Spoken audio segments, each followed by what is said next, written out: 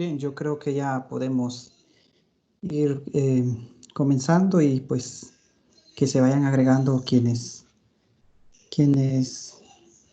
inician sesión. De igual forma, como les había comentado en la primera reunión que está ahí disponible en el Teams, esta videoconferencia va a quedar grabada, entonces ustedes van a poder tenerla disponible. Lick, Dígame. yo no pude ver la grabación, fíjese. No me dejan. Dice Bueno, que ya no existe. sí, recibí algunos correos sobre esa cuestión. Mire que yo realmente no sé por qué no se puede ver.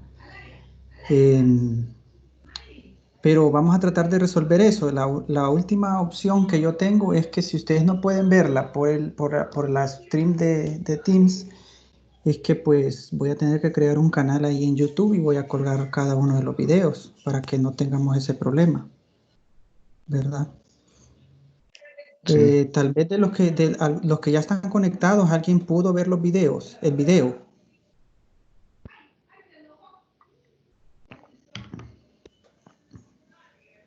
Nadie lo pudo ver. Yo creo que no sé por qué ese problema, pero bueno, vamos a tratar de solventarlo. No les prometo que se los voy a enviar vía correo porque es pesado, ¿verdad? Entonces va a ser un problema. Pero sí lo podrían ver por algún canal de YouTube que voy a crear por ahí. De igual forma, en el campus virtual no podría colgarlo tampoco porque el campus solo le acepta un máximo de peso de 20 megabytes. Y estos videos se agrandan, ¿verdad? Entonces no se podría, no sería la forma ideal por ahí. Bien, alguien que me confirme si logran ver la pantalla, la filmina. Yo no veo nada, Lick. No, nada. Vamos a ver. No, no se mira, fi.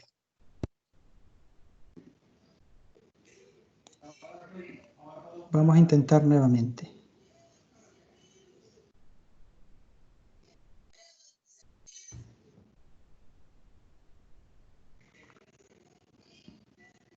Ahora sí.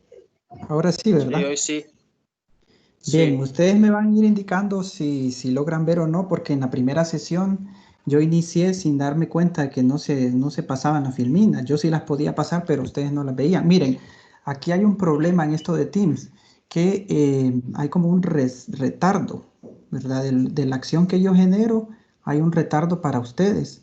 Y eso pues depende del tipo de velocidad que tengan en Internet. Entonces posiblemente a unos se les va a ir viendo en tiempo real, ¿verdad? El cambio que se genera.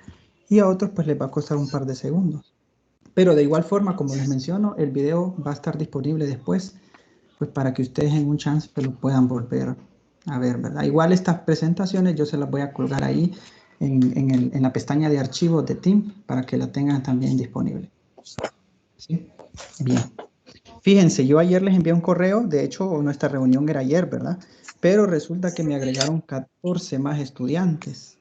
Entonces yo me comuniqué con ellos ayer y esperaría que pues se hayan puesto al día, ¿verdad?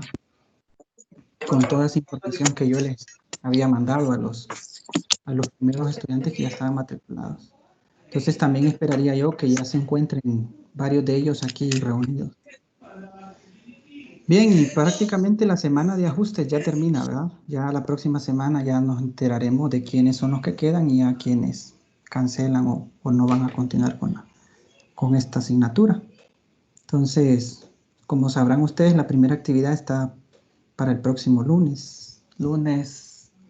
¿Qué fecha cae el lunes? Lunes 6. 6. Entonces, Sí. sí, pueden trabajarla ya. Desde ya alguien preguntó en una primera sesión si ya se podían trabajar en las actividades y sí, pueden hacerlo. Claro que sí, ya está disponible para que accedan y suban sus tareas. Y la primera, pues, es la elaboración de un mapa conceptual de algunos conceptos o aspectos que veremos el día de hoy. Licenciado, Diga. con la tercera actividad dice una guía de trabajo. Usted nos va a proporcionar esa guía. Sí, yo creo que esa actividad, si no me equivoco, está como para una fecha bien larga, ¿verdad? Falta todavía el otro mes. agosto, Sí, creo que está. 17 días, creo que. Sí, Oh, entonces yo esa actividad todavía la estoy elaborando, la guía, entonces se la voy a compartir un poco más adelante, tal vez la próxima semana. está bien, perfecto. Gracias. Bien, entonces empecemos pues para no alargar tanto esta cuestión. Dejamos el espacio de preguntas para el final, ¿verdad? Ahí hay una opción en la que ustedes pueden levantar la mano o también está el espacio del chat en el que pueden ir agregando sus preguntas y esas las vamos a ir viendo al final de la presentación. Bien, como ya habíamos dado entonces una bienvenida en la primera sesión, todos ya estamos ubicados en esta clase que es Principios de Economía.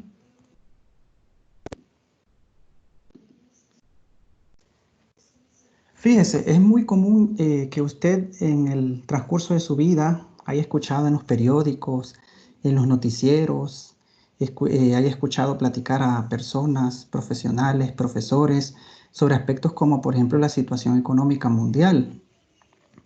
Puntualmente lo que sucede en la actualidad, ¿verdad? Todos estamos enterados de que estamos pasando por una situación que ha dejado catástrofes económicas desde un punto de vista global, ¿verdad? Esta pandemia ha permitido ver que los países no se encuentran preparados para estas situaciones.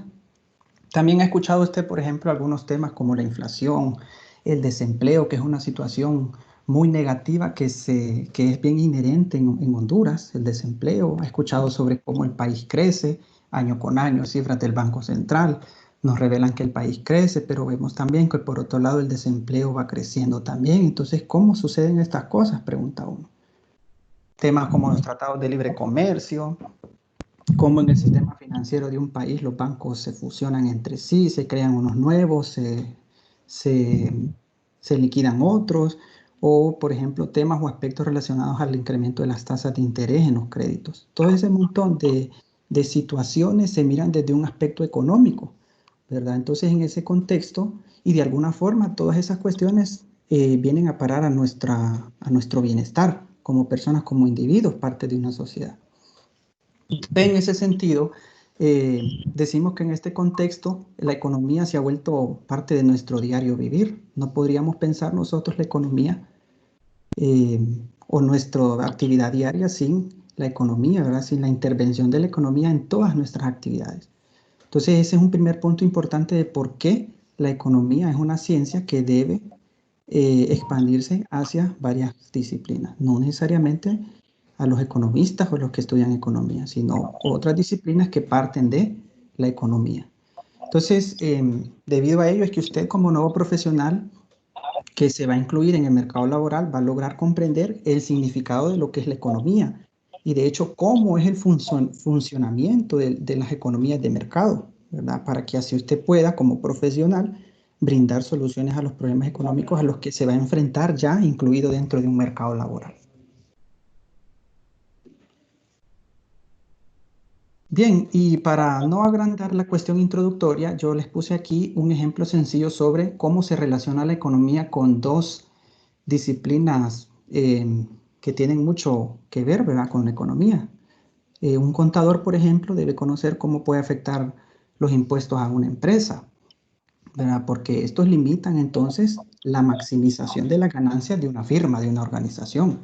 Entonces, un contador debe tener presente conceptos fundamentales de la economía para solventar el problema que se le presente en ese mercado laboral.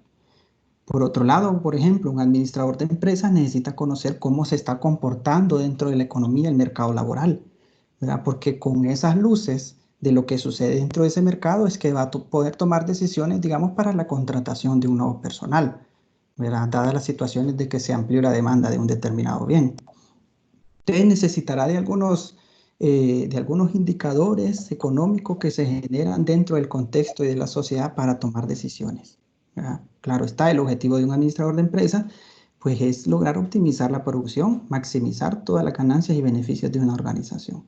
Entonces necesita tener claras luces de lo que pasa en la economía, digámoslo así, en la realidad. Entonces, todas estas ejemplificaciones hacen referencia al problema económico, por lo que todo profesional debe estar bien familiarizado con algunos conceptos económicos.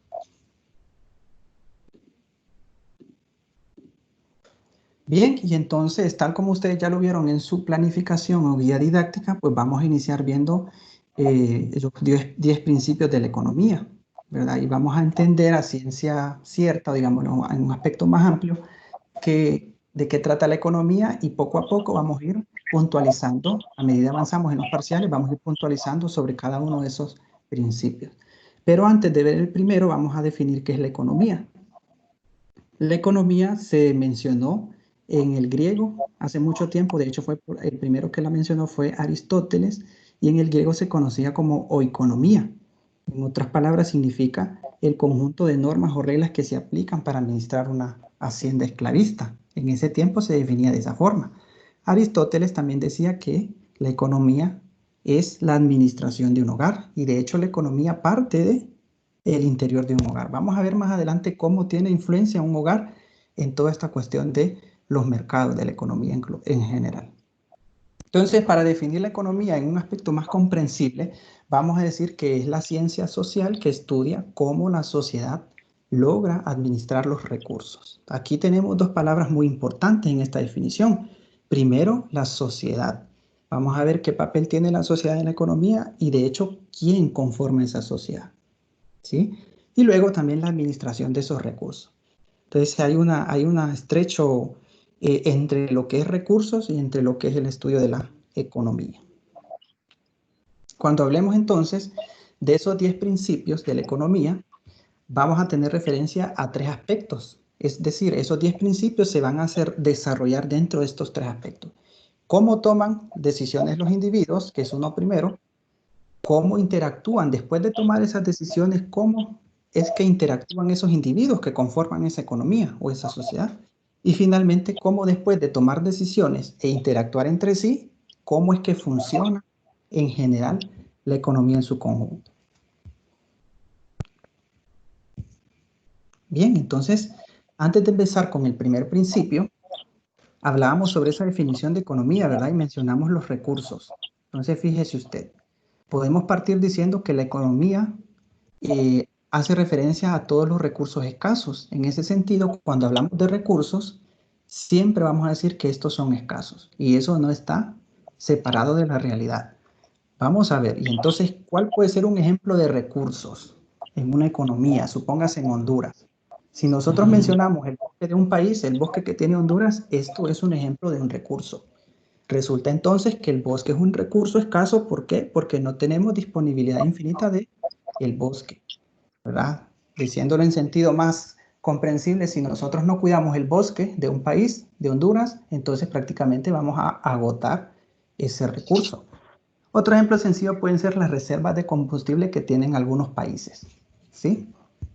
Pues los combustibles, la reserva de combustibles no va a perdurar para toda la vida, ¿verdad? En algún momento se van a agotar esos combustibles. ¿Qué va a pasar? Pues no sabemos, hay que desarrollar nuevas tecnologías, ¿verdad? Para ya no depender de este tipo de recursos. Pero este es un ejemplo sencillo para entender que los recursos siempre van a ser escasos. El dinero o el salario que percibe una persona o una familia es también un recurso escaso, ¿verdad? Porque hay una restricción presupuestaria. Las personas tienen un determinado nivel de salario y con ese determinado nivel de salario es que deciden adquirir bienes y servicios. Los alimentos que consumimos, de hecho el tiempo también es un ejemplo de recursos. No tenemos todo el tiempo en la vida, ¿verdad?, para estudiar economía. Tenemos metas y esas metas las establecemos en un determinado tiempo. Bien, entonces cuando hablamos de esos recursos escasos, que siempre lo vamos a adelantar de esa manera, hay una disyuntiva entre recursos y necesidades. Resulta entonces que las necesidades no son escasas, sino son todo lo contrario, ilimitadas.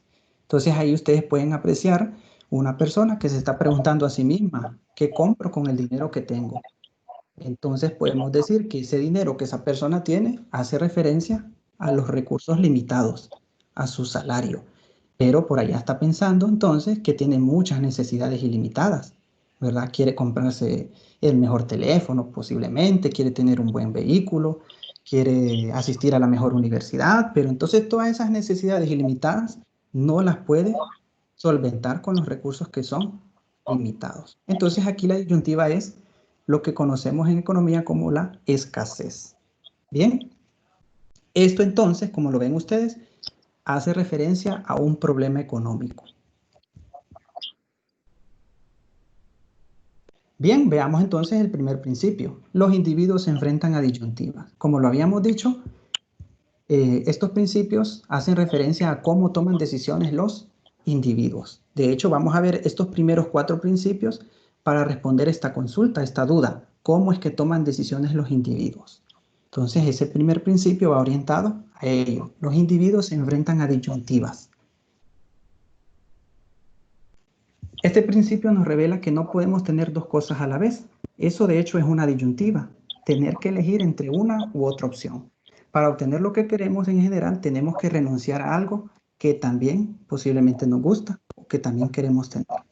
¿Cómo podemos ejemplificar esto entonces para poder comprenderlo? Un ejemplo sencillo es un estudiante que debe distribuir sus recursos, como lo hemos mencionado, tiempo, en leer 2 asignaturas. Imagínese usted que está llevando principios de economía y otra clase por ahí.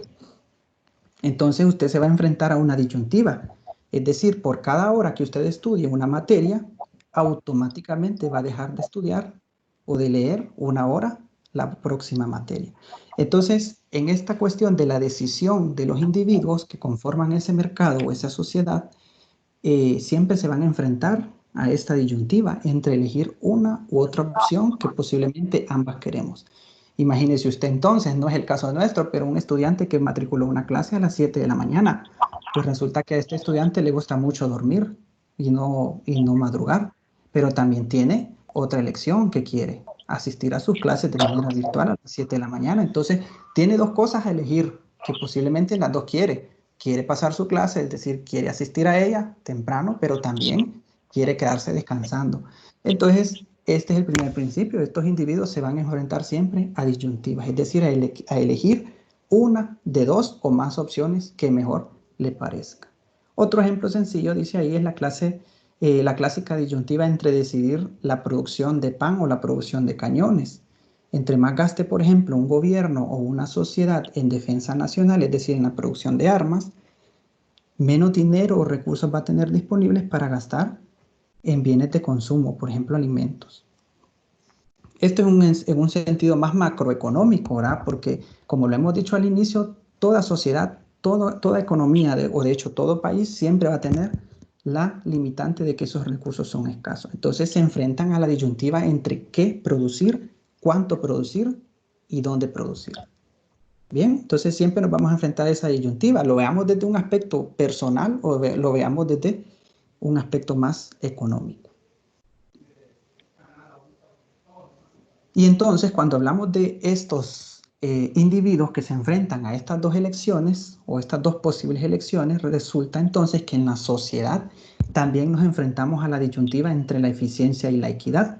¿Qué significa entonces eso de eficiencia y equidad?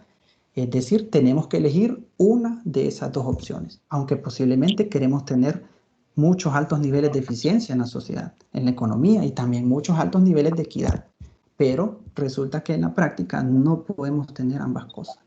Entonces la eficiencia, en sentido sencillo, vamos a decir que esta revela que la sociedad le saca el mayor provecho a los recursos escasos, ¿verdad? Lógicamente, si hemos dicho que los recursos dentro de una economía son escasos, pues hay que sacarles el mejor provecho. Es decir, hay que eficientar esos recursos, ¿verdad? Para lograr satisfacer la mayoría de nuestras necesidades ilimitadas. Entonces, cuando hablamos de eficiencia, la sociedad saca ese mayor provecho a los recursos escasos, mientras que la equidad hace referencia a cuando se distribuyen de forma equitativa esos beneficios entre los miembros de la sociedad. No es lo mismo que una economía sea eficiente y no es lo mismo que una economía sea equitativa.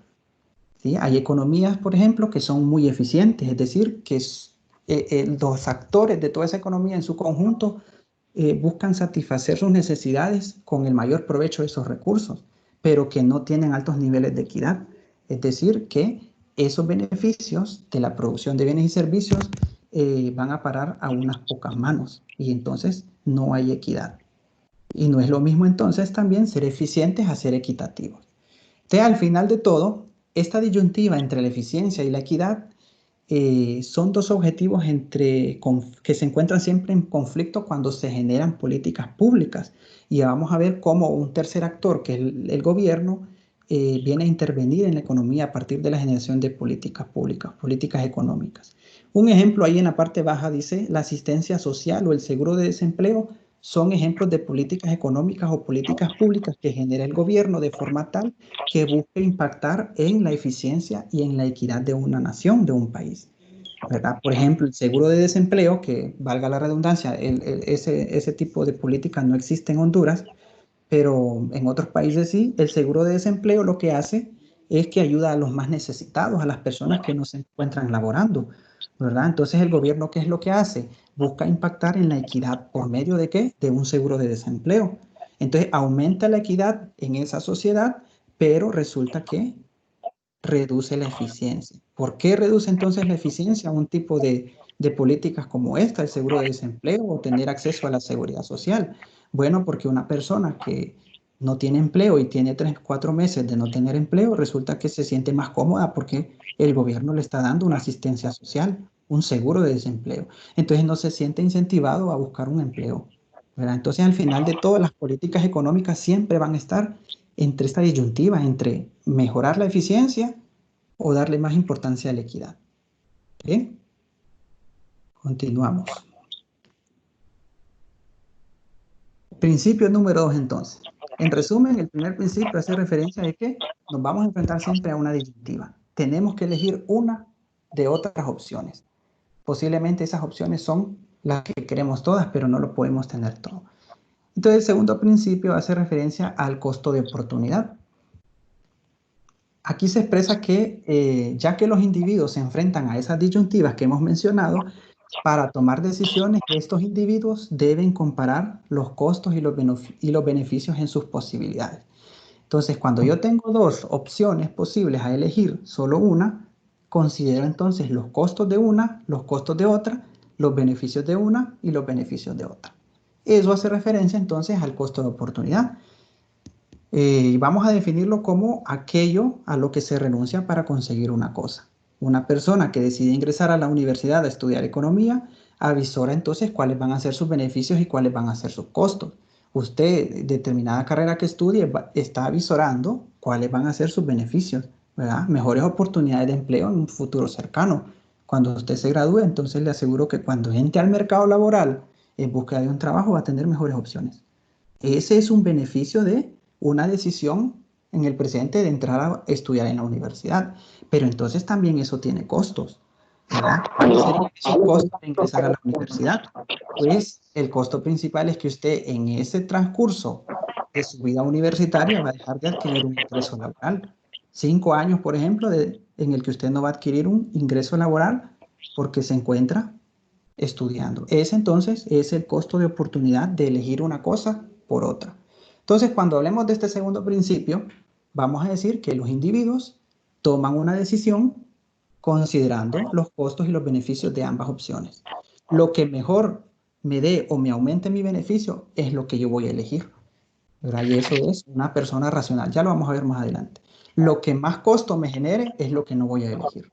Entonces, este segundo principio se encuentra totalmente ligado con el primero. Por ahí abajo aparece un ejemplo sencillo. Yo trato siempre de poner ejemplos para que tratemos de entender esto. Un deportista exitoso decidiría entre estudiar o ganar millones de dólares o de lempiras. ¿Cuál sería entonces el costo de oportunidad de entrar a la universidad? ¿O cuál sería el costo de oportunidad de no entrar a la universidad, sino que desarrollar su carrera deportista y ganar muchos millones? Imagínese usted entonces, este deportista tiene que pensar cuál es el costo de oportunidad que tengo yo de entrar a la universidad. Pues ese costo de oportunidad va a ser dejar de tener esa gran cantidad de millones que puedo adquirir por ser un deportista exitoso. ¿Y cuál es el costo, el beneficio de entrar a la universidad? Pues el beneficio es más reducido que el costo. Entonces, por tanto, resulta que existen personas que deciden dejar la universidad y desarrollar su carrera, en este caso deportista o artística, ¿verdad? Porque el beneficio es mayor que el costo como tal. En la sociedad hondureña, ya puntualmente aquí, el costo de oportunidad de ingresar a la universidad es muy alto. ¿Por qué? Por el tipo de economía en la que nos desarrollamos. Resulta que existen muchas necesidades, lo hemos dicho al inicio, ¿verdad? Pero entonces una persona, un hondureño, o digamos, un jefe de hogar, un padre de familia, tiene que decidir entre entrar a la universidad o entre tener un empleo. Resulta entonces que entrar a la universidad es un costo alto. ¿Por qué? Porque estoy dejando de percibir ingresos. Ingresos que necesito como recursos para satisfacer mis necesidades en mi hogar. Entonces decimos que en la economía hondureña el costo de oportunidad de ingresar a la universidad es muy alto. Realmente es por eso que vemos nosotros en las estadísticas oficiales que la mayoría de los hondureños tiene bajos niveles educativos, ¿verdad? Porque ellos se destinan más a entrar tempranamente al mercado laboral. Claro, hay una necesidad, ¿verdad?, que solventar, que es la de satisfacer las necesidades de su hogar. Entonces, ese es un ejemplo sencillo del costo de oportunidad. Este principio hace referencia a eso. Los individuos, antes de tomar una decisión, consideran los costos y consideran los beneficios. Obviamente, los beneficios deben ser mayores a esos costos, ¿verdad? Si no, las decisiones van a ser incongruentes. Bien, el principio 3, las personas racionales piensan en términos marginales. Tal vez a usted le suene eso un poco incomprensible, ¿verdad? ¿Qué es eso de marginal? Pero lo vamos a ir viendo poco a poco. ¿Qué es eso de los costos marginales? Yo creo que lo vamos a ver en el segundo o tercer parcial. Sin embargo, aquí vamos a dar un panorama general. Las personas racionales piensan en términos marginales. Los economistas suponen que los individuos son racionales, y ya lo veníamos mencionando, ¿verdad? Es decir, una persona racional es aquella capaz de tomar decisiones que le genere el máximo beneficio de satisfacción. ¿Verdad? Usted va a tomar decisiones sobre elegir una u otra cosa basado en el hecho de que una de ellas le genera mayor beneficio y no al contrario. Entonces, a eso asumimos nosotros que es un individuo racional. De hecho, suponemos en la economía que los individuos son racionales. Una empresa, por ejemplo, su objetivo primordial es maximizar una ganancia. Ese entonces es una empresa racional. Pero si no es su objetivo maximizar la ganancia, resulta que no es un individuo racional, sino que es irracional. Entonces eso hace referencia a este tercer principio. En pocas palabras, un cambio marginal, eso último que dice términos marginales, hace referencia a pequeños ajustes que le hacemos nosotros a un plan que tenemos ya determinado, ¿verdad? Porque los planes no son cosas escritas en piedra, sino que en el transcurso del desarrollo de ese plan venimos nosotros a hacer algunos pequeños ajustes. A eso hacemos referencia entonces a esos cambios o términos marginales. Supongamos que cierta empresa que cuenta con 4 tiendas en Tegucigalpa. Esta tienda se dedica exclusivamente a fabricar camisas lencas. Esta misma lanza al mercado 1000 camisas. Bien, y luego de un corto tiempo se entera que sus camisas son muy acogidas en el mercado, es decir, son ampliamente demandadas.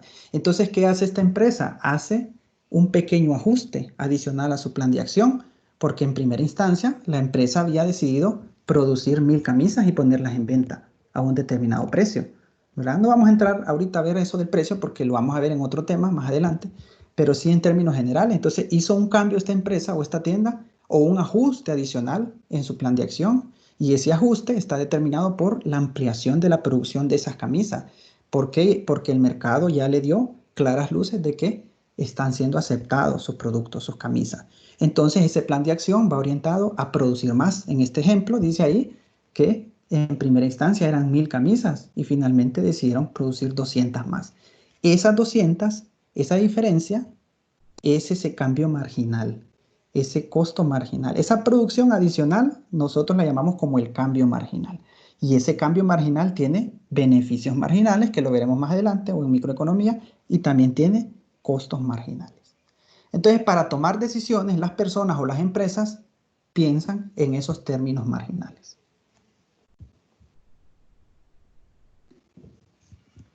Principio número 4. Los individuos responden a incentivos. Bien, y esto es bien interesante.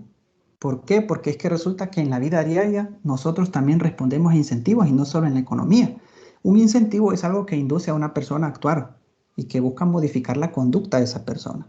Es como una recompensa. Imagínese usted un estudiante que le va muy mal en las clases, ¿verdad? Que matriculó y no está rindiendo y sus papás les están pidiendo las notas. Resulta entonces que para cambiar esa conducta, posiblemente los padres pueden generarle un incentivo, ¿verdad? No sé, piense usted, imagínese que los padres le dijeron, Si me traes buenas notas arriba de 80% en cada una de tus clases, te voy a dar un viaje después de cada periodo que lo termines.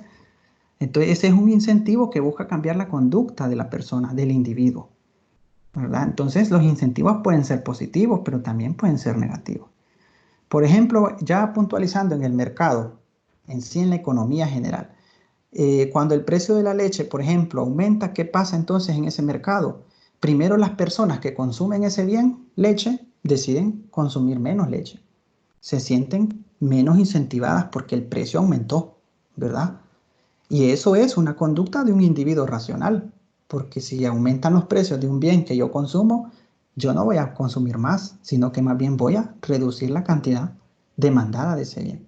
Entonces, ese es un incentivo. Se sienten menos incentivadas por ese lado. Por otro lado, los productores que deciden producir más leche se sienten incentivados porque el precio de esas leches aumentó.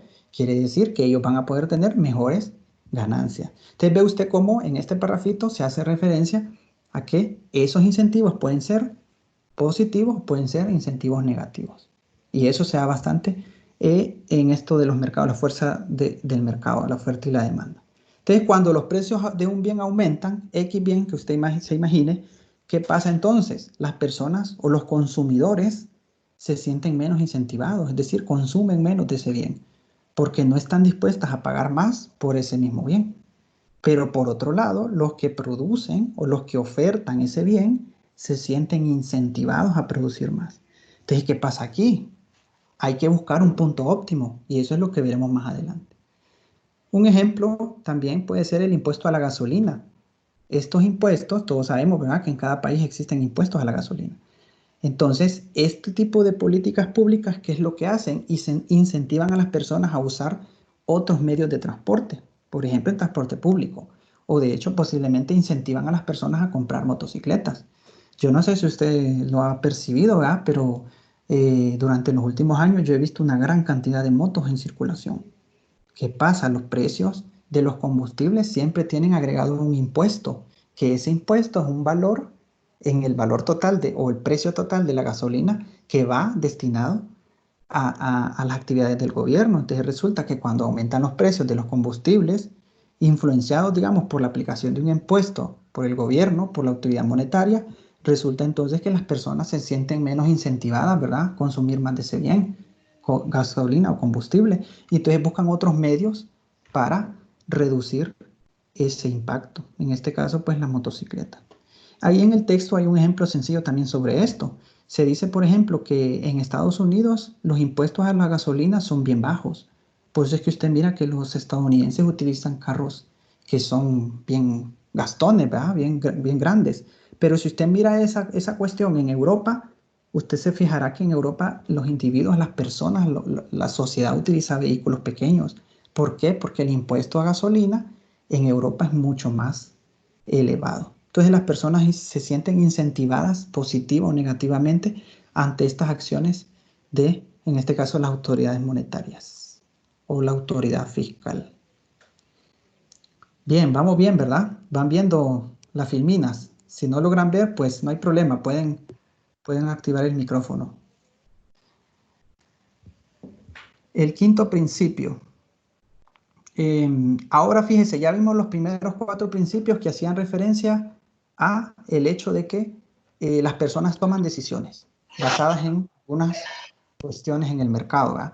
Entonces toman decisiones. Después de tomar esas decisiones considerando el costo de oportunidad, después de que toman decisiones enfrentándose a disyuntivas, después de que toman decisiones para maximizar su beneficio o su bienestar, entonces vamos a iniciar o continuar con el quinto principio. Este quinto principio y los otros 2, es decir, 3, hacen referencia a cómo interactúan los individuos. Una vez tomadas las decisiones, tienen que interactuar entre sí. Entonces el quinto principio hace referencia a ello. El comercio puede mejorar el bienestar de todos. Una vez entonces que hemos tomado decisiones sobre qué es mejor y qué tiene un menor costo de oportunidad, entonces tengo que interactuar en un mercado, en una economía. Entonces, fíjese usted, una familia no puede producir todos los bienes que necesita para sobrevivir.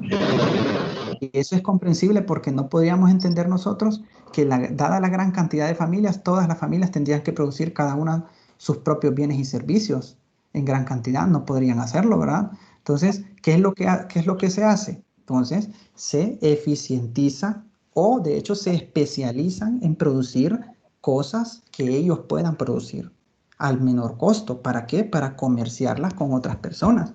Entonces resulta que hay unas familias que producen bienes, por ejemplo, agrícolas. Y entonces esos bienes son especializados en la producción de esos bienes. Hay otras que se dedican entonces a producir lácteos, por ejemplo. ¿Verdad? Entonces todos esos productos que cada una de las familias produce y que de hecho se especializa en producirlos, ¿dónde van a parar? Pues al comercio. Y entonces decimos que el comercio mejora el bienestar de todos, porque aquellas familias que no obtienen los medios o los factores de producción para producir, digamos, lácteos, entonces van al comercio, al mercado y encuentran lo que necesitan, ¿verdad? Dado un precio y otros factores que vemos más adelante. Entonces, en sentido sencillo, este principio hace referencia a que se va a producir aquello a lo cual nosotros estamos especializados en producir. Imagínese usted hablando en términos globales, un país con otro. Honduras, por ejemplo, produce café y banano. Somos expertos y especializados en producir café y banano, ¿verdad?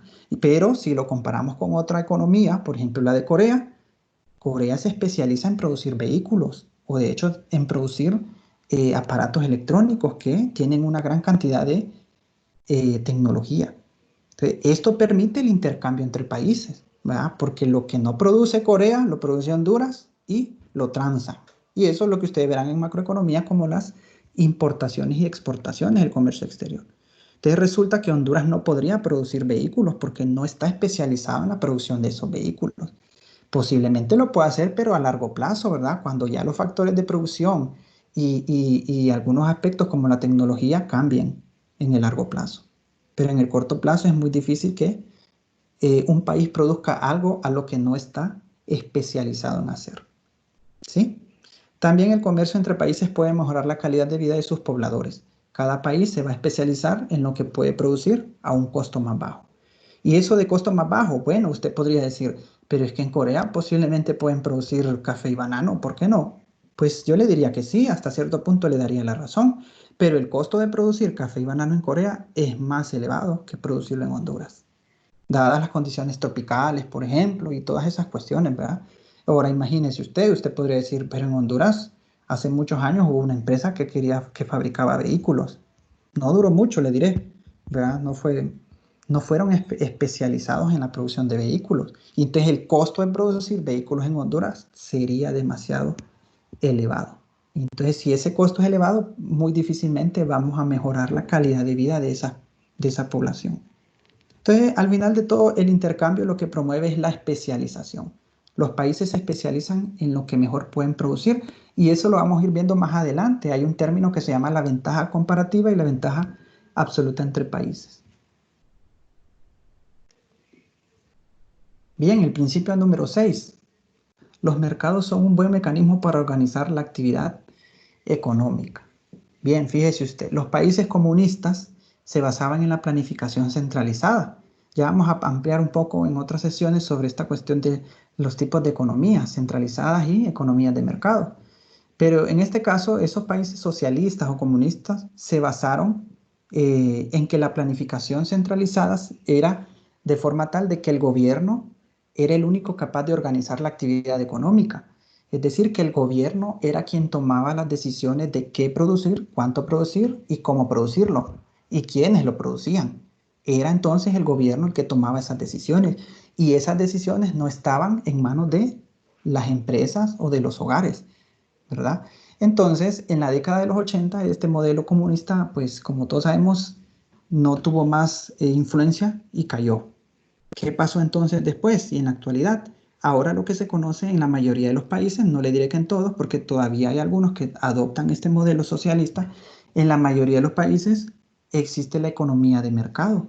En este tipo de economías de mercado, ahora las decisiones son tomadas por millones de productores y consumidores, todos aquellos que conforman el mercado o la sociedad. Ya esas decisiones no las toma el gobierno, sino que el gobierno, que es el tercer actor de la economía, ¿qué es lo que hace? Pues deja libertad la toma de decisiones a esos individuos. Entonces decimos que esas decisiones están orientadas hacia su propio interés.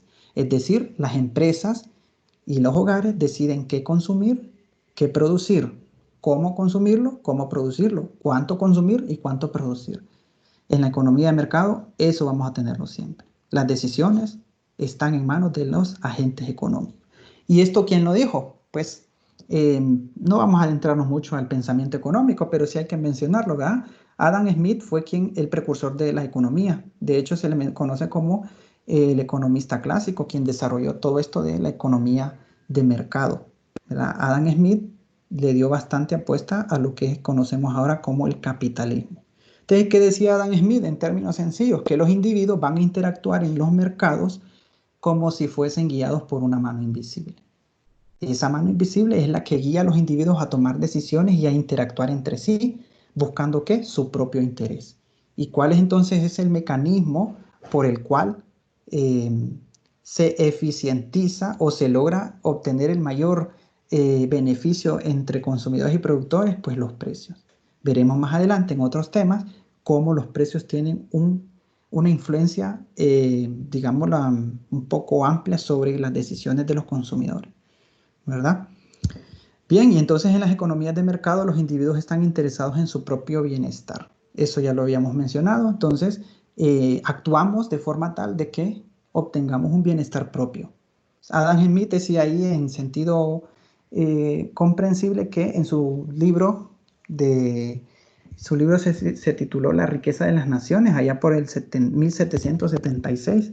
Él decía que no es por la benevolencia o por la caridad del carnicero o del cervecero o del panadero que un hogar o que una familia puede tener en su mesa la cena disponible, sino por su propio interés. ¿Cuál es el interés entonces del panadero, del cervecero o del carnicero? Pues obtener un valor por su trabajo. Entonces no es por la benevolencia que las personas pueden tener en su hogar bienes y servicios que satisfagan sus necesidades, o por lo menos una de ellas, sino que está basado en su propio interés. Interés que busca satisfacer también sus necesidades. Bien, el principio 7. El gobierno puede mejorar las condiciones del mercado. Aquí entonces entra a juego el gobierno.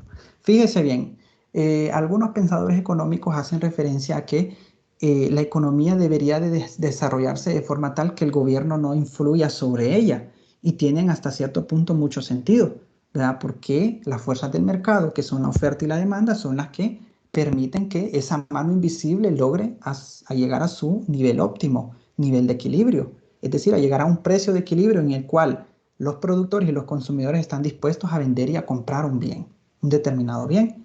Pero resulta que a veces el gobierno tiene que interferir en el mercado. ¿Por qué? Porque se dan algunas cosas que veremos más adelante, ahorita, en este principio. Entonces, ¿por qué necesitamos al gobierno si todo está, según Adam Smith, correcto? Si es la mano invisible la que guía a las personas a eficientar todos esos recursos. Pues hay dos aspectos a mencionar.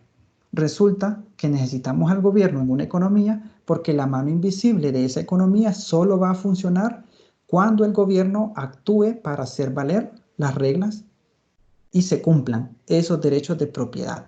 ¿Qué es eso de los derechos de propiedad? Es decir, que las empresas o los individuos, los agentes económicos, puedan ejercer alguna propiedad o control sobre esos recursos escasos, ¿verdad? ¿Por qué? Porque una empresa necesita recursos escasos para producir leche, por ejemplo. Necesita esos insumos. Entonces, cuando un campesino, por ejemplo, va a producir una gran cantidad de bienes que los va a posteriormente colocar en un mercado, él necesita que el gobierno le dé los derechos de propiedad de esa producción, ¿verdad? Entonces, un campesino no va a cultivar alimentos si él sabe que le van a robar su cosecha. Entonces, ahí es donde entra el gobierno en acción. ¿Por medio de qué? De un sistema de justicia, por ejemplo, ¿verdad? Que le permita al productor tener la seguridad de que su producción tiene derechos de propiedad. Entonces, en ese aspecto, en el segundo, el gobierno debe promover la eficiencia y la equidad a través de políticas públicas. Recuerda que allá hablábamos sobre las disyuntivas, ¿verdad? Entonces, la sociedad se encuentra entre la disyuntiva de eficiencia y de equidad. Bueno, resulta que entonces el gobierno debe entrar en juego en la economía de forma tal que promueva la eficiencia y la equidad a través de políticas públicas. Ya lo decíamos antes, ¿verdad? La eficiencia siempre se encuentra en contra de la equidad. O tenemos una sociedad más eficiente pero menos equitativa, o tenemos una sociedad o economía más equitativa pero reducimos la eficiencia.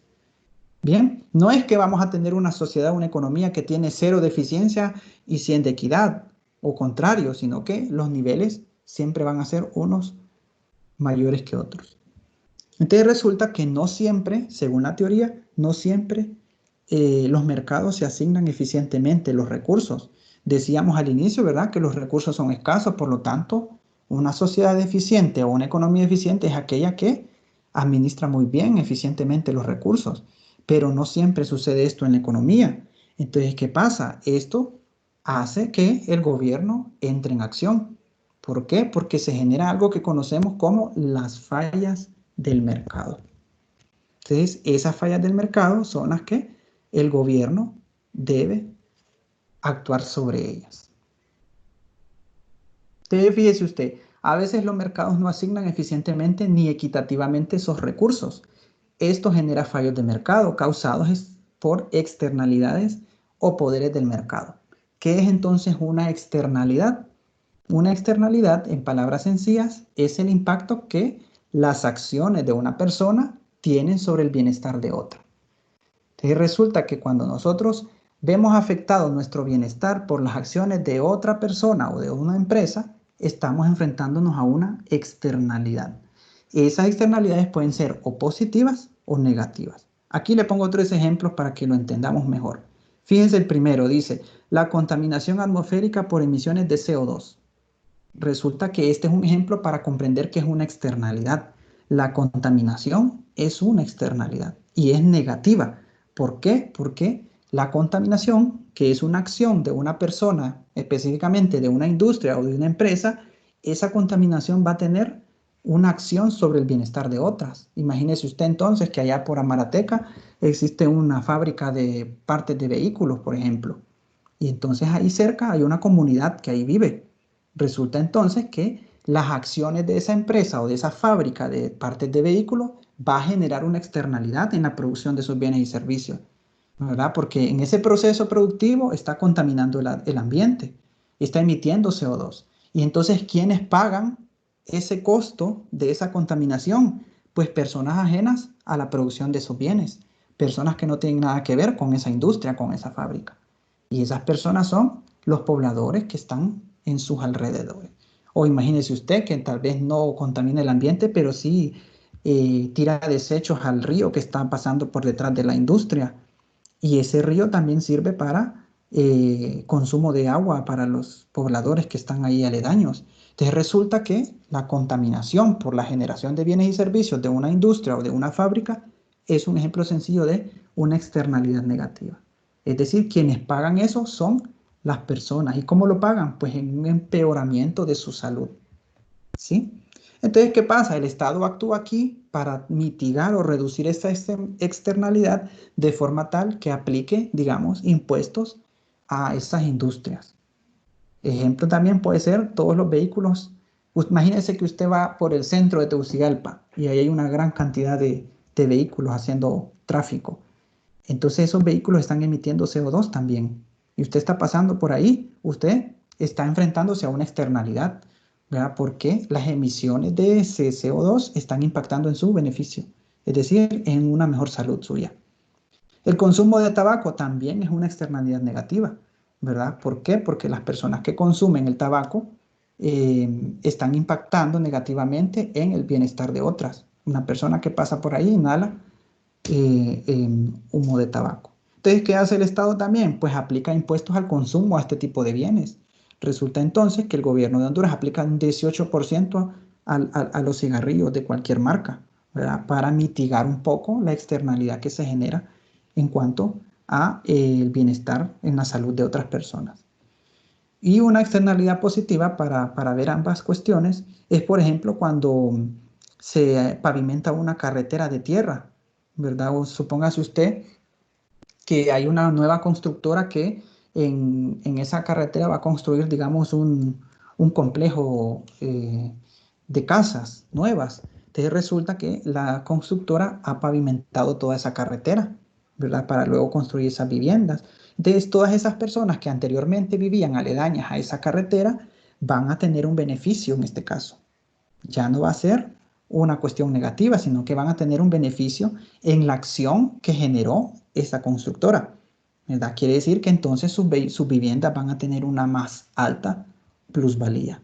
Entonces, ven ustedes cómo existen externalidades positivas y negativas de las cuales el gobierno, es decir, el tercer actor de la economía, tiene que influir en ellas, mitigarlas.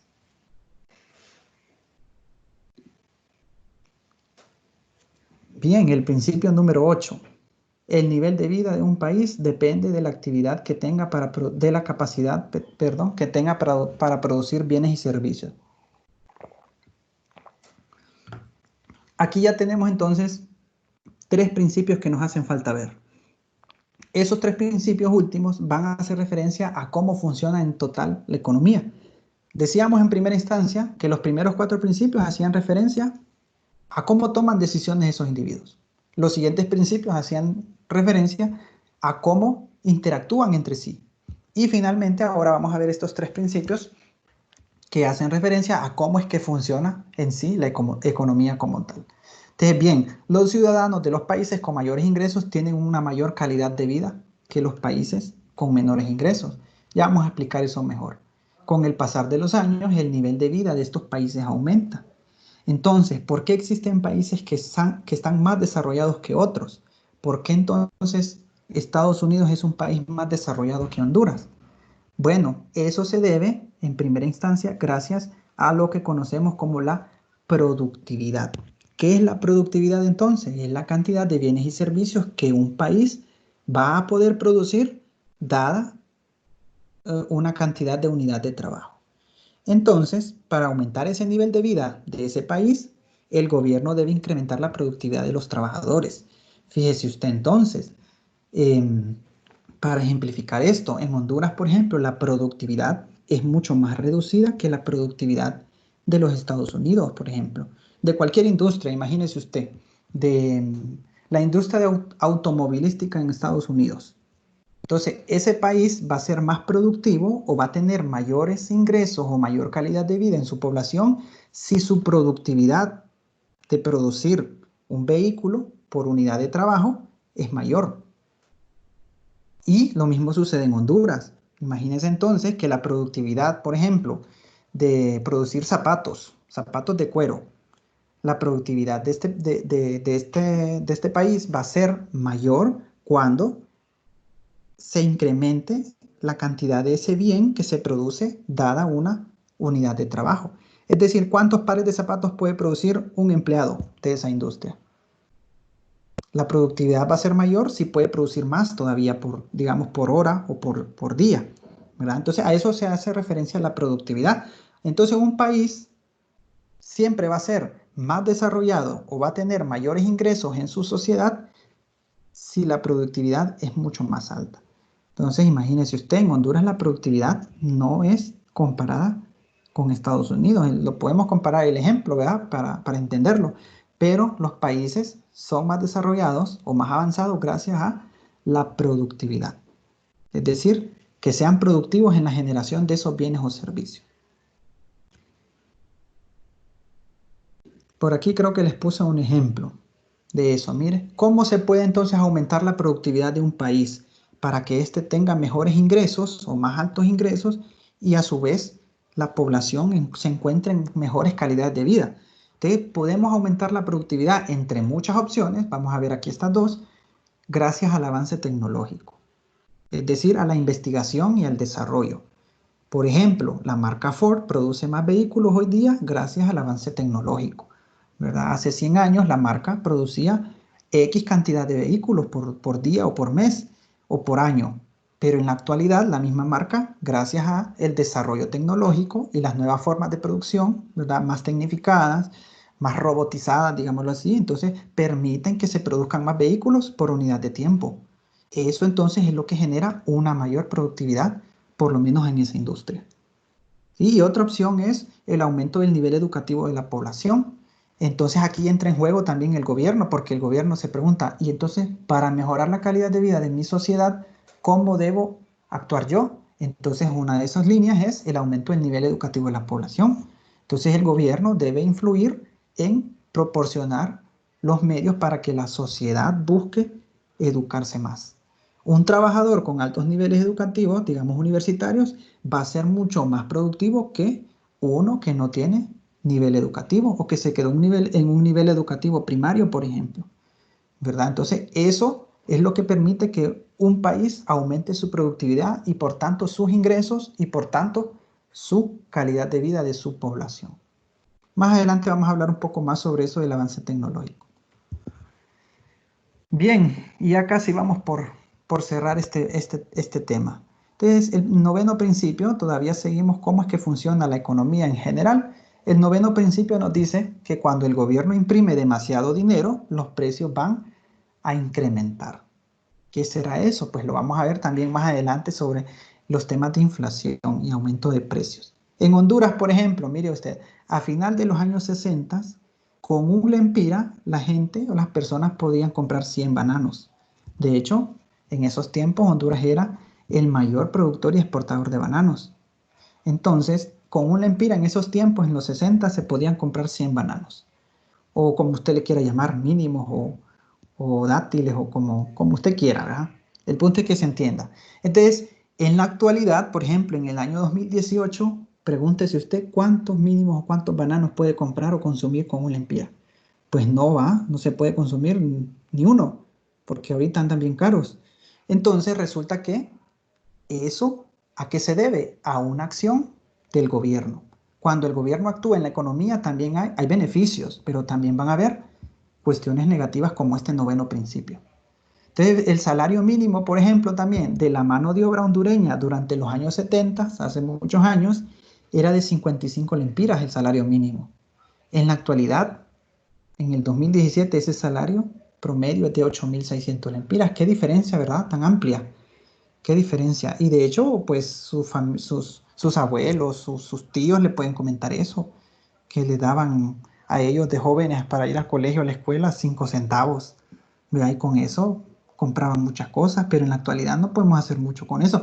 Entonces, esto está orientado a una acción del gobierno, que es cuando el gobierno actúa imprimiendo demasiado dinero. Entonces, cuando se imprime demasiado dinero, ¿qué pasa? Los precios de todos los bienes y servicios en la economía en general tienden a incrementar.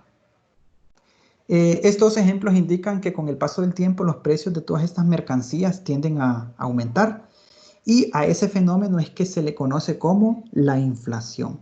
La inflación, en términos sencillos, va a ser el aumento del nivel general de todos los precios.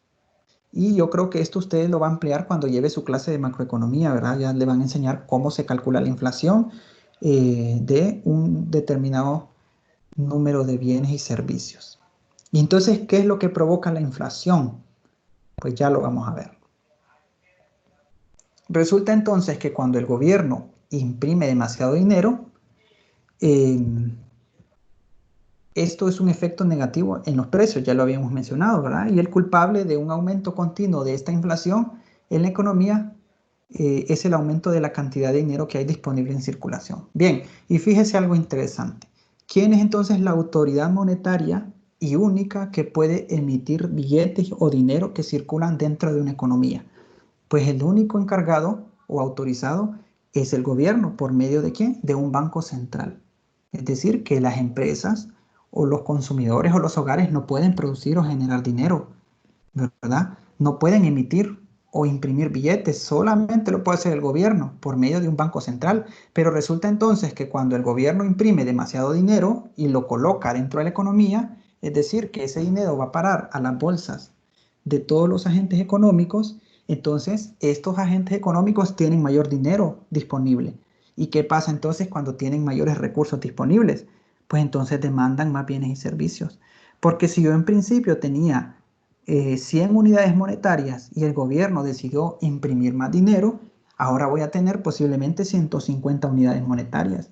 Por tanto, voy a demandar más bienes y servicios que busquen satisfacer unas cuantas de mis necesidades ilimitadas. Entonces, es ahí cuando se genera la inflación. La emisión nueva de papel moneda da como resultado el aumento de los precios, lo que se traduce en la inflación. Ya lo habíamos visto aquí en la definición. Y resulta entonces que la sociedad se enfrenta a la disyuntiva en el corto plazo en inflación y desempleo. Y este va a ser el 10º principio. La sociedad se encuentra entre decidir si le tomamos importancia a la inflación o si le tomamos importancia al desempleo. Como se mencionó anteriormente en este principio 9º, en el largo plazo la inflación está determinada por el incremento de dinero puesto en circulación. Entre más emisión de dinero hay en una economía, va a haber más inflación. Eso significa que los precios van a aumentar en el largo plazo. Cuando hablamos de largo plazo hacemos referencia, por ejemplo, a 5 años en adelante, 5, 10, 15 años. Es decir, que el efecto de la emisión monetaria lo que va a hacer es generar inflación, pero vamos a ver esos resultados hasta en el largo plazo. Entonces se dice que en el largo plazo es cuando se ven los efectos de la alta impresión de billetes y puesta en circulación por ese lado. Pero en el corto plazo, o sea, hacemos referencia a 1, 2 o hasta 3 años, lo que sucede es que la emisión de esos nuevos billetes y puestos en circulación genera como resultado una reducción en el desempleo. Y entonces, ¿cómo es esto? Se pregunta usted. Ejemplifiquémoslo. Imagínese usted, un aumento en la cantidad de dinero, ¿qué es lo que va a hacer? Va a estimular el aumento de la demanda de bienes y servicios, ¿verdad? Hay mayor recursos, entonces hay mayor demanda de bienes y servicios. ¿Y quiénes demandan? Pues los hogares, las familias.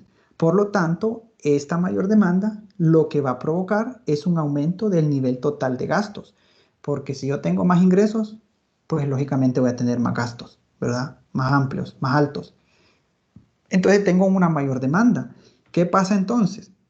Ese aumento de esa demanda de bienes y servicios lo que hace es estimular a las empresas para que produzcan más bienes y contraten a más trabajadores. Es incentivar, ¿se acuerda de ese principio, va? Los incentivos, los individuos responden a incentivos. Entonces, como los hogares tienen mayor dinero o recursos como ingresos, están dispuestos a gastar más y eso significa que van a demandar más bienes y servicios. Esa es una luz clara que miran los productores o las empresas o los oferentes. Ellos ven entonces que hay una mayor demanda y entonces producen más bienes y servicios. Para producir más bienes y servicios de los que normalmente producen las empresas, ¿qué es lo que hacen? Pues necesitan contratar más empleados, más trabajadores. Necesitan el factor trabajo. Entonces, buscan contratar más trabajadores. ¿Qué significa entonces? Que esos nuevos trabajadores salen de la definición de desempleo. Ya no están desempleados, sino que se encuentran empleados. Por eso es que decimos entonces que en el corto plazo la emisión de dinero lo que genera es una reducción en el desempleo. Pero que en el largo plazo lo que veremos nosotros va a ser un aumento generalizado de los precios. Bien. ¿Cuánto llevamos? 1 hora y 20. Creo que me exageré un poco. Vamos a ver aquí.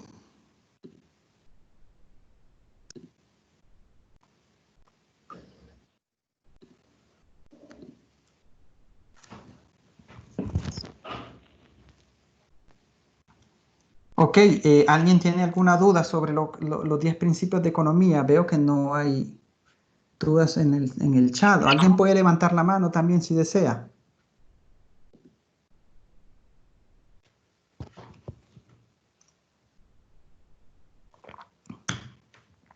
Hola, ¿alguien tiene dudas? Que aproveche el momento. Miren, esto de los 10 principios no vamos a ahondar mucho porque realmente es un tema inicial, introductorio, ¿verdad? En el que vamos a ir viéndolo más adelante, cada uno de esos principios un poco más a profundidad. Sin embargo, yo lo que espero es que en esta primera instancia lo que ustedes tengan en mente es siempre que esos 10 principios tratan de abordar aspectos como las decisiones, las interacciones y de hecho la función de la economía en su conjunto. Entonces, cuando hablamos, por ejemplo, de la interacción entre demandantes y oferentes, vamos a hacer referencia, por ejemplo, a el mercado de la oferta y la demanda. Una economía en donde la mano invisible orienta a las personas o a los actores de ese mercado a eficientar esos esos recursos, ¿verdad? Y a maximizar el beneficio de todos, pero lo vamos a ir viendo poco a poco. En esta primera instancia, como les he mencionado, pues tenemos que conocer más que todo definiciones y aspectos que posiblemente no conocíamos de entrada, ¿verdad? Porque los vamos a ir utilizando conforme avancemos en la asignatura. A ver, por aquí alguien escribió, vamos a ver. Todo está entendible. ¿Alguien más?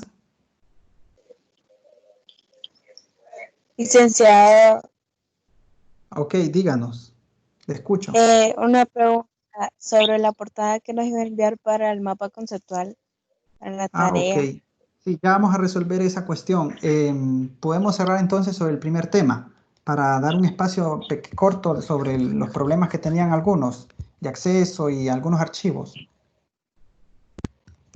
Bien, entonces cerramos eso. Ustedes, como lo decía al inicio, ¿verdad? Como partícipes activos de este proceso de aprendizaje, tienen que leer este capítulo. Está en el texto, yo se los compartí por correo.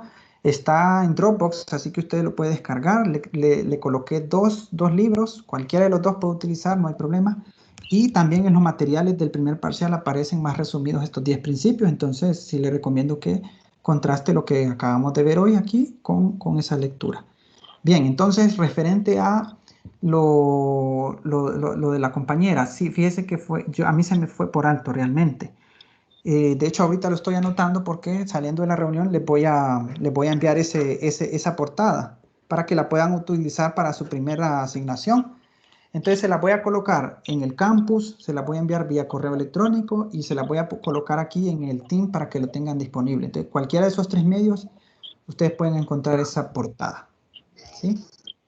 Entonces, con eso no hay problema, lo resolvemos rápido. Lo que sí me preocupa es los estudiantes que se agregaron hasta el día de ayer. ¿Hay alguno que esté aquí presente? Yo, licenciado, estoy Ok, miren, con ustedes. Ajá, miren, con los que ya estaban, pues yo espero que ya hayan avanzado y no tengan dudas, ¿verdad? Si no pueden escribirme, ya lo saben. De hecho, muchos ya me han escrito y les he tratado de resolver de alguna forma. Hablamos en primera instancia, en una primera conferencia, de que los materiales primordiales para que ustedes puedan iniciar esto son la guía didáctica y el calendario de actividades. Entonces, los que se inscribieron hace poco, ayer, deben tener presente eso. De hecho, yo ya les mandé por correo esa información, ¿verdad? También aquí en la plataforma de Teams, ustedes tienen disponible un video tutorial para que puedan activar o habilitar su, ¿cómo se llama esto? Adobe Flash Player, porque varios tenían al inicio problemas sobre eso, pero ya muchos ya lo resolvieron. Entonces, los que no lo han logrado hacer, que se integraron hace poco, pueden buscar aquí en el muro de Teams del grupo y ahí encontrarán un video tutorial corto para que puedan habilitar eso y poder acceder al campus virtual, ¿verdad? Porque sí necesitamos tener Adobe para acceder al campus. Entonces, sí solventen eso porque para que puedan agregar sus actividades este fin de semana también tienen que tener ese Adobe, ¿verdad? En ese sentido. El otro es que hay algunos estudiantes que de hecho se matricularon hasta hoy. Entonces, tienen problemas de acceso a la plataforma del campus.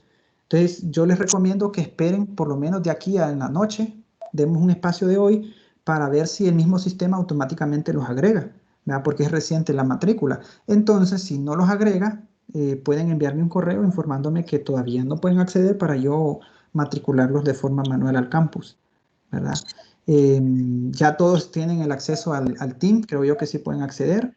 Respecto a lo de los videos, pues créanme que yo voy a tomar la decisión mejor de que colocar estos videos también ahí en un portal de YouTube. Igual yo se los voy a compartir, ¿verdad? Para que los puedan ver, los tengan disponibles, porque sí, muchos me han dicho que no los pueden ver aquí en Team, no sé por qué.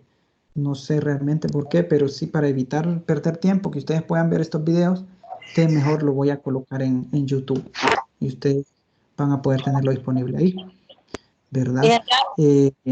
¿Alguien más? Sí. licenciado, fíjate que yo tengo una consulta. Ajá, diga.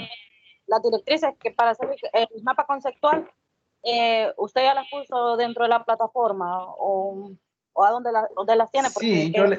no las...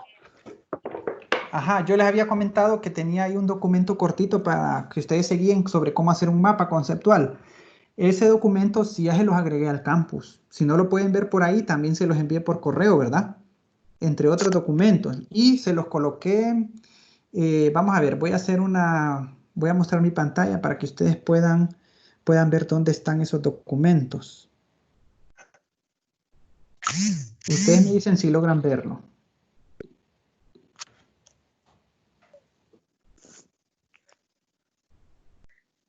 Yo les coloqué eso en una pestaña que se llama Archivos. ¿Logran ver ustedes el Teams?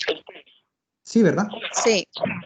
Bien, aquí donde yo estoy mostrando con el cursor, aquí hay una parte en la parte superior que dice Archivos, a la parte de publicaciones y blogs. Lo ven, ¿verdad? Yo le voy a dar clic a Archivos y entonces fíjense que ahí aparecen esos documentos que yo ya les he ido agregando. Materiales de la clase, en esa carpeta lo que le voy a colocar son los materiales del primer parcial, del segundo y del tercero. Para el caso solo está el material del primer parcial, ¿verdad? Que es el resumen del primer parcial. En esta otra carpeta, me sale aquí, en esta otra carpeta está el documento que nos consulta la compañera, cómo elaborar un mapa conceptual. Ahí hay un documentito pequeño que les va a servir y de hecho trae un ejemplo, ¿verdad? Entonces tómenlo en cuenta, vean ese documento. Este documento que dice tarea mapa conceptual, léanlo y guíense de él para hacer su mapa conceptual, pero de los 10 principios de la economía, ¿verdad? Luego, aparte teníamos, y ustedes lo pueden descargar, de hecho, miren.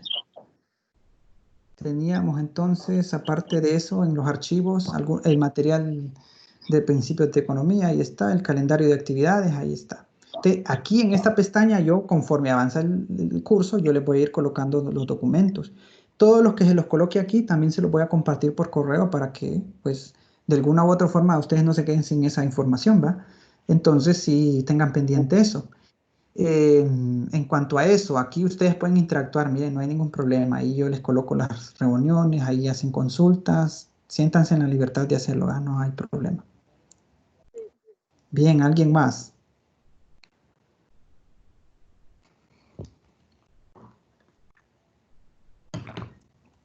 ¿Alguien más de los compañeros que se agregaron hace poco?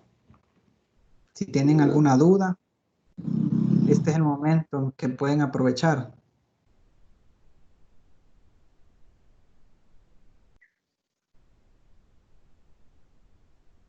Bueno, yo creo entonces que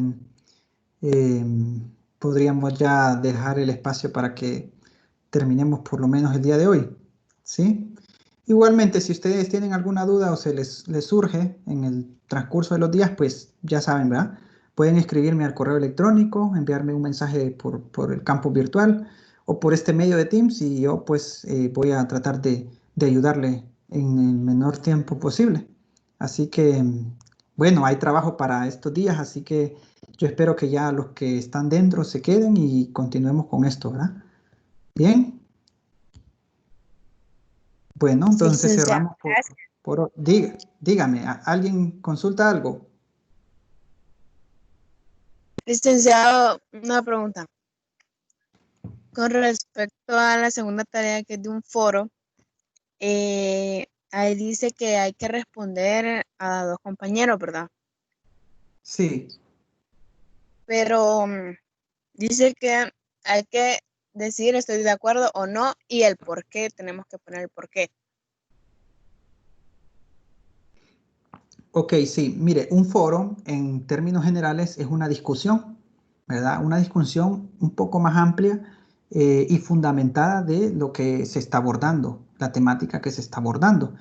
Entonces, lo que se espera es que la participación de ustedes no se limite a solo una respuesta, sino que pueden ser 2 o más. Usted tiene la libertad de hacerlo, ¿verdad? Pero mínimo son 2. Y lo otro es que esas 2 respuestas no solo se basen en el hecho de que yo diga estoy de acuerdo con lo que dice la compañera o estoy en desacuerdo con el maestro. Y ahí termina. Sino que expresar ahí el por qué está en acuerdo o en desacuerdo. Acuérdese que el papel le aguanta todo. Entonces usted puede redactar ahí su razón o su punto de vista o su postura del por qué está de acuerdo o no sobre esa temática que estamos abordando. ¿Sí? Licenciado, Ajá. fíjate que yo Esto- tengo una diga- duda. Que ninguna familia hondureña quisiera vivir. dígame. ¿El foro en qué Y plataforma mucho va a menos ser? por una muerte. Tal vez los demás pueden silenciar sus micrófonos para escuchar a la compañera. ¿El foro en qué plataforma va a ser? ¿O en la El virtual? foro, miren, todas las actividades van a estar siempre en la plataforma del campus virtual, ¿verdad? Ajá. Todas las tareas que ustedes van a entregar y que son con valoración de puntaje, solamente vamos a entregarlas por el campus virtual porque ahí queda la evidencia, ¿verdad? Sí. Esta plataforma, por ejemplo, el Teams o el correo electrónico es para consultas o para videollamadas, pero tareas solamente del campus.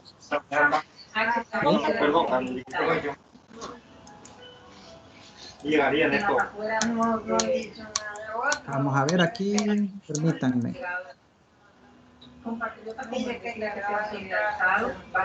Bueno, no veo preguntas ni dudas sobre la temática. Yo creo que podemos cerrar si no hay más dudas.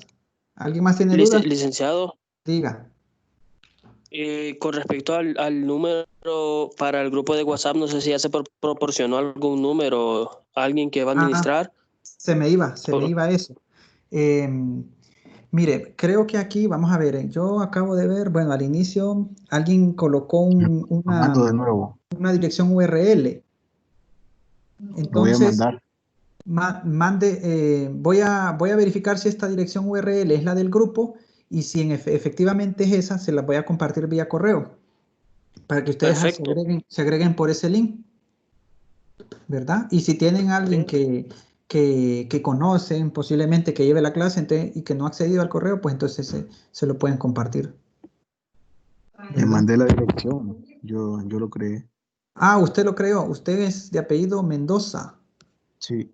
Ah, bueno, entonces ese link, compañero, lo vamos a utilizar voy a encargarme de compartírselo a todos para que todos lo tengan disponible y se agreguen por ahí, ¿verdad? Si alguien pues logró solventar el hecho del Adobe Flash Player, pues puede colaborarnos con otros compañeros que tengan ese problema también, ¿verdad? Aprovechemos el espacio del WhatsApp para esas cosas.